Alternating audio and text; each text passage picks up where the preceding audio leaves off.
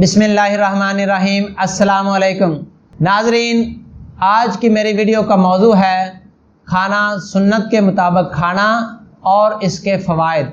नबी करीम सल्लल्लाहु अलैहि वसल्लम की एक सुन्नत को ज़िंदा करने का 100 शहीदों का सवाब मिलता है और नबी करीम सल्लल्लाहु अलैहि वसल्लम की तमाम सुन्नतें जो हैं वो प्यारी हैं और उनको अपनाने से दुनिया और आखिरत दोनों जहानों का फ़ायदा होता है। लेकिन आज की वीडियो में मैं आपको सिर्फ़ खाना खाने की सुन्नतें और खाना खाने के आदाब और सुन्नत के मुताबिक खाना खाने के फ़वाइद बता रहा हूँ। आखिरत के एतबार से जो फ़ायदा होना है वो तो होना ही होना है और इसके साथ साथ आपके जो मैदा और पेट के मसाइल हैं वो भी इंशाअल्लाह ठीक हो जाएंगे और आप मुझे दुआएं देंगे। तो नाजरीन, हिकमत की रूह से सुन्नत के मुताबिक खाना खाने से जो फ़ायदे होते हैं, इनमें मैदे का अल्सर, बदहज़मी, मैदे का कमज़ोर होना, मैदे की जलन, मैदे के तमाम मसाइल, पेट की खराबियाँ, पेट का फूल जाना, पेट का बढ़ जाना, गुर्दों का कमज़ोर हो जाना, कब्ज़, अपेंडिक्स, बवासीर, जोड़ों का दर्द और इसी तरह की कई दूसरी अमराज सुन्नत के मुताबिक खाना खाने से ठीक हो जाती हैं और बंदा सुन्नत के मुताबिक खाना खाता है तो वो इन अमराज से बच जाता है।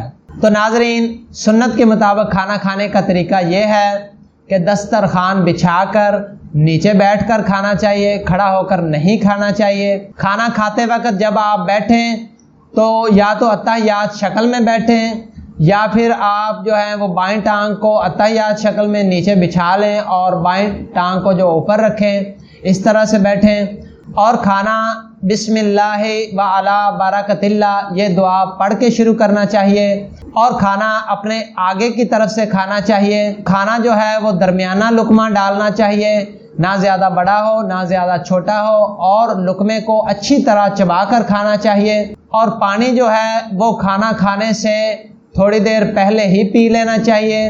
अगर ज़्यादा ज़रूरत महसूस हो तो आप खाने के दरमियान थोड़ा सा पी सकते हैं बाअमरे मजबूरी, और खाने के आखिर में पानी नहीं पीना चाहिए।